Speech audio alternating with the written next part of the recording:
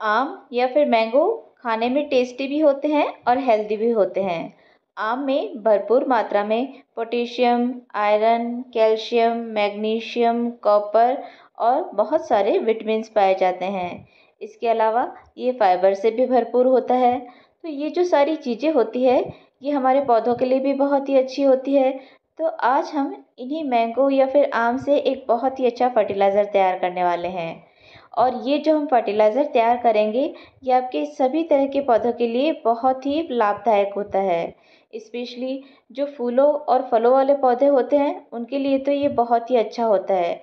और इस फर्टिलाइज़र को बनाने के लिए आप किसी भी वैरायटी के आम का यूज़ कर सकते हैं।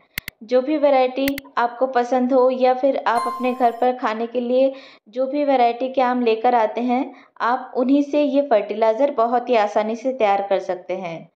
तो चलिए अब ये भी देख लेते हैं कि ये फर्टिलाइज़र आपको किस तरह से बनाना है और किस तरह से अपने प्लांट्स में इस फर्टिलाइज़र का यूज़ करना है। इस फर्टिलाइज़र को बनाने के लिए घर पर आप जब भी आम को खा लेते हैं या फिर यूज़ में ले लेते हैं, उसके बाद जो ये छिलके बच जाते हैं, उन्हें आपको फेंकना नहीं है। इन्हीं छिलकों से आज हम बहुत ही अच्छा फर्टिलाइज़र तैयार करने वाले हैं।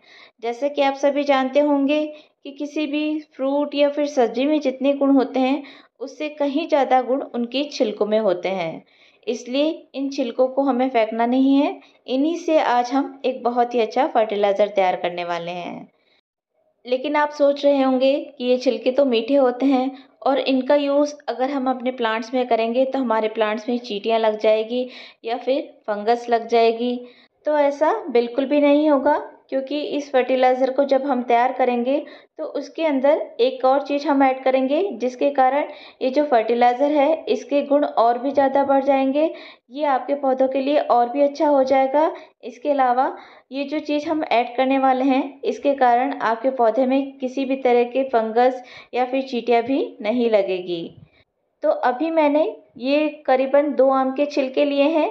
आप अगर ज़्यादा फर्टिलाइज़र बनाना चाहते हैं, तो ज़्यादा आम के जो छिलके होते हैं, वो भी आप ले सकते हैं। इस फर्टिलाइज़र को बनाने के लिए हमें केवल ये जो आम के छिलके हैं, ये ही लेने हैं। इन गुठलियों का हमें कोई काम नहीं है, इसलिए मैं इन्हें हटा देती हूँ। और ये जो छिलके हैं, इन्हें हमें छोटे-छोटे टुकड़ों में इस तरह से कट कर लेना है। छोटे-छोटे टुकड़ों में कट करने से फ़ायदा ये होगा कि हमारा जो फर्टिलाइज़र है, वो जल्दी बनकर तैयार हो जाएगा। तो ये देखिए, ये जो छिलके थे, इनको मैंने कुछ इस तरह से छोटे-छोटे टुकड़ों में कट कर लिया है। अब इन टुकड़ों को इस तरह से कट करने के बाद में हमें कोई भी प्लास्टिक का कंटेनर लेना है और ये जो कंटेनर है, इसके अंदर इन छिलकों को इस तरह से डाल देना है। और इसके बाद में ये जो कंटेनर है, मैंने अभी जैसे 2 आम लिए हैं, तो 2 आम के हिसाब से मैं इसमें करीबन 1 लीटर पानी भर रही हूँ। अगर आप ज़्यादा आम के छिलके ले रहे हैं, तो इसी हिसाब से आप इसमें ज़्यादा पानी भी ऐड कर सकते हैं। तो ये देखिए, ये मैंने इसमें पानी ऐड कर दिया है। और अब हम इसमें एक और चीज़ ऐड करेंगे।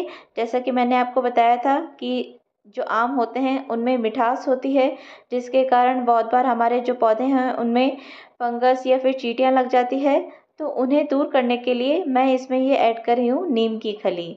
जैसा कि आप जानते ही होंगे कि नीम की जो खली होती है, वो कड़वी होती है। इसके अलावा इसमें बहुत से एंटीबैक्टीरियल और एंटी फंगल गुण भी होते हैं। और जो नीम की खली होती है, ये एक बहुत ही अच्छा फर्टिलाइज़र भी है। तो जब हम इस फर्टिलाइज़र में नीम की खली को ऐड करते हैं, तो ये हमारे पौधों के लिए एक बहुत ही अच्छे फर्टिलाइज़र का काम तो करती ही है। इसके अलावा ये हमारे पौधों को फंगस और चींटियों से भी बचाती है। तो मैंने ये करीबन 1 मुट्ठी नीम की खली ली है और इसे भी मैं इस तरह से इस फर्टिलाइज़र के अंदर ऐड कर दूँगी।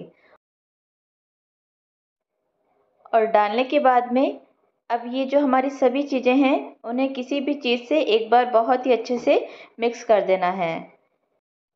और अच्छी तरह से मिक्स करने के बाद इस कंटेनर का ढक्कन लगा दीजिए और किसी भी छाया वाली जगह पर इसको रख दीजिए। 2 दिन बाद अब ये जो फर्टिलाइज़र है, वो कुछ इस तरह का नज़र आ रहा है और ये हमारे प्लांट्स में देने के लिए रेडी है। तो यूज़ में लेने से पहले एक बार अच्छे से किसी भी चम्मच या फिर किसी भी चीज़ से इस फर्टिलाइज़र को बहुत ही अच्छे से मिक्स कर लेना है। और अच्छे से मिक्स करने के बाद में जो ये लिक्विड पार्ट है इसको या तो छान कर और या फिर निथार कर अलग कर लेना है। ये देखिए मैंने इनको इस तरह से निथार कर अलग कर लिया है। आप चाहें तो इसे छान भी सकते हैं। और ये जो फर्टिलाइज़र है इसे किस तरह से अपने प्लांट्स में यूज़ करना है वो भी मैं आपको बताती हूँ।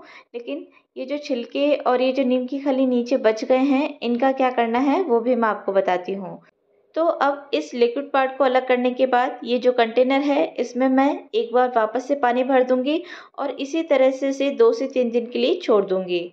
और 2 से 3 दिन बाद वापस से ये जो हमारा फर्टिलाइज़र है वो पौधों में देने के लिए रेडी हो जाएगा। और फिर उसके बाद जो बचे हुए छिलके या फिर नीचे ये जो नीम की खली होगी उसे या तो मैं किसी भी पौधे की मिट्टी में अच्छे से मिक्स कर दूंगी और या फिर अपने कंपोस्ट बिन में मिक्स कर दूंगी।